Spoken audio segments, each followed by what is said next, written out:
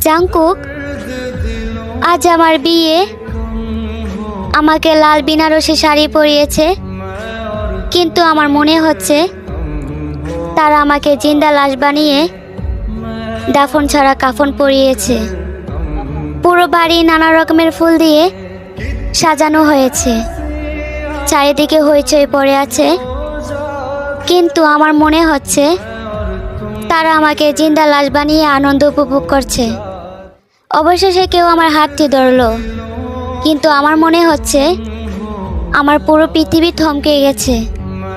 কিন্তু জানো জাংকুক, আমার না এই পরিস্থিতিতে শ্বাস নিতে খুব কষ্ট হচ্ছে।